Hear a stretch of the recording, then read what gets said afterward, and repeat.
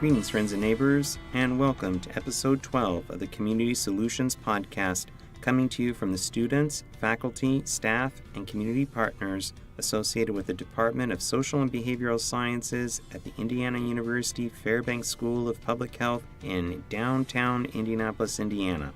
I'm Jack Turman Jr., a faculty member in the department, and your host for this podcast. Thanks for listening and spreading the word about our podcast to your friends and neighbors. Working together, we are building healthy, hope-filled neighborhoods where residents are heard and take leadership roles in developing solution strategies to health and social issues in their neighborhood. On behalf of the entire Community Solutions team, I encourage you to subscribe to, follow, rate, and review our podcast. Today, our students David and Ryan converse with Sylvia Bagatti, a professor of social and behavioral sciences. Dr. Bagatti is a clinical psychologist who diligently works through community-based strategies to optimize mental health of individuals who are at risk of depression. In this conversation, she talks about her work called Your Life, Your Story, which is aimed at building the resiliency of Latino teens. She beautifully talks about how a community-based approach that incorporates the arts, physical activity, and mentor education can be used to equip Latino teens with tools to address the array of factors that might lead them down a path to depression. Sylvia provides pearls of wisdom for individuals interested in building community solutions to address mental health and wellness needs. Fostering mental wellness for all is an essential step to building healthy, hope-filled neighborhoods. Let's join the conversation.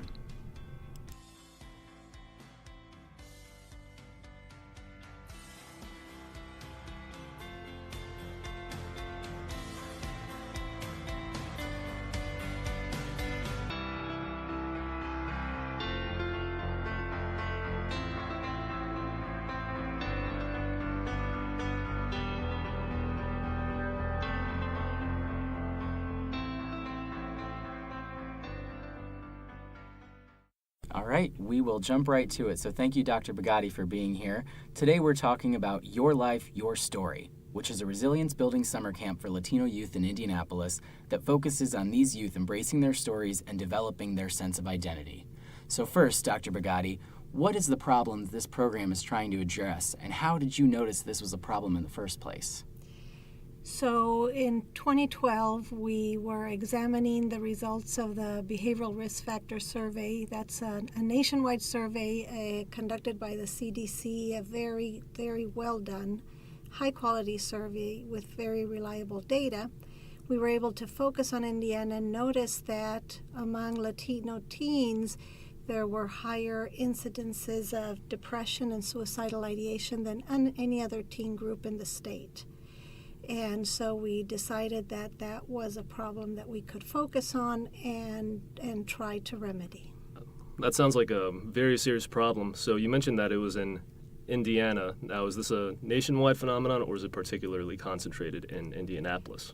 It is nationwide. It was throughout Indiana as well, and we did some follow-up work with our community partner and identified that it was also a problem in Indianapolis specifically, and specifically with the population that our community partner worked. So who is this community partner that you've been working with, and how did that relationship come about? So I work with Virna Diaz from the Latino Health Organization. The Latino Health Organization, as the name states, is focused on improving the health condition very broadly of the Latino population in Marion County. It is funded by the Indiana Minority Health Coalition, which is an arm of the Indiana State Department of Health. And we began this relationship through being connected by the Indiana Minority Health Coalition. This was back in 2012. Virna Diaz noted that she had the same concern in terms of the depression and the mental health and stress of the youth in her community. And so we started working together. We've been working together ever since. So you've got all these great people together, and you're faced with this pretty serious problem in Indiana. So what were the first steps that you took to try and approach a solution? So I'm a clinical psychologist, and you would imagine that if I'm thinking about depression, I'm thinking about traditional therapy, but I really wasn't for a number of reasons. These are youth, and I was interested in a community-focused approach, and my belief and the belief of my community partner was that a lot of what was happening to them was not individual in their head. It was related to the environment in which they lived and the experiences that they had at home, in school, in the community. And so we decided that a community-based approach was best. And we did a lot of brainstorming, getting together, talking about how we wanted to proceed. We wanted something fun, something that increased their social relationships and social networks, something that helped them while being interesting to them and impactful in many ways. I know the name of the program is Your Life, Your Story, and I just find that an incredibly interesting title. Tell us a little bit about what that means. So what's interesting, especially about the title, is that it wasn't anything that we came up with. We drew on the resources of IUPUI throughout this program. We still draw on IUPUI resources. And what we found was that there was a part of the administration that brought together researchers that may be interested in the same topics. It was called the Solution Center, and the Solution Center brought a whole bunch of researchers to meet with us and learn. And from those meetings, Monica Medina from the School of Education became a very important partner, an equal partner on this, and Yang Bak Hong from the Heron School of Art as well. And Yang Bak had her capstone students come up with a marketing plan for our program. And they came up with a number of names, and we liked Your Life, Your Story, because as we were explaining to them what we were going to do, we felt it matched perfectly with what we were trying to achieve. They came up with a logo as well. So that sounds fantastic, and I'm sure that all of our listeners right now are just dying to know what Your Life, Your Story really is. So can you give our listeners a description of what this program looks like during the summer? So Your Life, Your Story is a one-week summer day camp, hence the title of your podcast. It's a one-week summer day camp where students come to IUPUI from around 8:30 to 5 o'clock. They spend the morning doing resiliency training, and resilience is basically the ability to bounce back when faced with a challenge. These are general youth from the community. They are not necessarily students who are depressed or have problems, but they are Latino youth, and being Latino youth automatically puts them at risk for depression and anxiety. And it's actually a good idea for us to have a mix of youth who are at various levels of depression or not depression. Our resiliency training is run by two mental health professionals from the community. That is the morning program. Then they go on to have some physical activity outside with someone from the community as well, who does character development with sports. And so he works with our youth during the physical activity component. Then they have lunch, and then they spend the afternoon doing choice activities. We call them choice activities because there's 5 options. They're all arts-based, and the youth chose 3 that they want to do. In each one of these choice activities, we follow a storytelling model, and that was Yang Bak Hong's development as well. She developed the curriculum for this, in which they have in the first day, the story is, who am I? Second day is, who do I want to be? Third day is, how will I get there? Fourth day is, what challenges will I run into and how will I overcome them? And the 5th day is putting it all together and reaching a conclusion. And that very much matches the storytelling theme. And the activities, again, are run by professionals from the community. We have yoga, art, storytelling, music, and theater or technology, depending on who we're able to recruit that summer to do the work.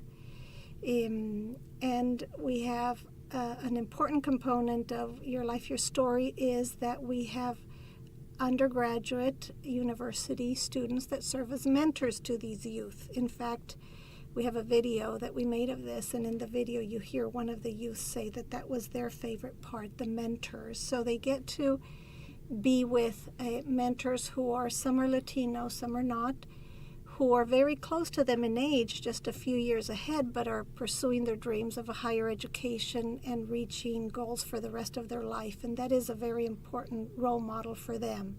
And they have a lot of fun, and they're enjoying themselves, while at the same time they are developing their identity, learning problem-solving skills, learning communication skills, learning how to speak to the people that are important to them in appropriate ways to get what they want and what they need. So that's, in essence, the program. That sounds like a fun-filled week with a lot of different activities throughout the week.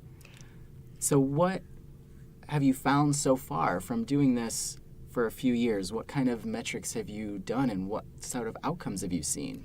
So it's definitely fun-filled. Virna Diaz, our community partner, communicates with parents regularly, and she obtains qualitative information and data from the parents. And what we typically hear is the parents say the kids don't want to even come to summer camp. They've been there, done that, and they know it isn't that exciting as a teen. First day they start liking it. By the second day they can't wait for the morning to come back. So the teens enjoy it, the parents appreciate it. I'm a quantitative researcher. I collect data on depressive symptoms and resilience each and every time. Sometimes, some years I add another component based on what we're finding and what we think. We develop hypotheses every year about what might be the process variables, and we study them. Every year that we've done this, and we've done it for 4 years already, we have found statistically significant improvements in depression and resilience over this 1 week period. The first year we were able to follow the youth for 6 months and found that the changes that we noted at post-week were maintained at 6 months, which suggested that the effects last at least 6 months. I don't know if forever. I don't know if we cure depression. I doubt that we do, but we do give them a very good framework to confront life problems and the situations that teens confront on a daily basis, some of which are especially difficult for Latino teens. And all that sounds like you're making a significant impact, especially the fact that 6 months out, these teens are still retaining some of the lessons that they learned. So taking all that, I guess the natural question is, what's next? So we have been trying to expand the program in a number of different ways. I, as the researcher in the team, am looking for grant funding constantly, or foundation funding, to expand the program. And expansion means a number of different things. We'd like to reach more teens. We'd like to branch out to other cities where we know there is a high concentration of Latino teens, where we could also provide the program. However, even though the program seems to be tailored to Latino teens, it's really tailored to any group that comes in, because it is about exploring one's own identity and learning basic problem-solving and resilience-building skills. So as I've presented, and Virna has presented this program in other venues, we've had people that have said, you should do this with children of military, with foster kids aging out of the system. There's many different groups that this program might be useful with, and we hope that we get a chance to do that with these groups as well. Well, thank you so much for your time today and explaining to us what Your Life, Your Story is, and hopefully our listeners can really take away some good lessons from this. So, in conclusion, what do you think some of the most important takeaway points are for our listeners if they're interested in engaging their communities in a way like this? So if you're a researcher, what's really important is to bring in a community partner from the very start. For researchers, working within the community may be difficult if you've never done it before, and so learning to share responsibility but also share decision making may be very difficult, but it is key to a successful relationship with a community partner.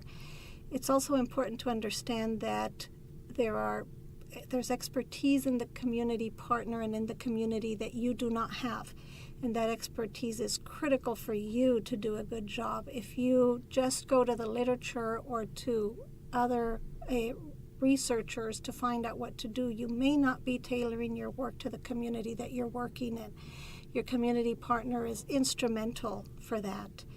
Takeaway lessons for community partners are kind of the opposite of that. Trust the researcher, but don't acquiesce. Be forceful in terms of making sure that what you understand about the community is understood by the researcher and taken into account. Thank you so much, Dr. Bugatti, for all of that today. It was truly great to hear about this program that you're doing, and I'm sure our audience members are going to love to hear about it as well. You do have a website for Your Life, Your Story, and we'll put that link to the website in our show notes so that anybody listening can get more information if they'd like to. So thank you again for your time today. We really appreciate it. Thank you.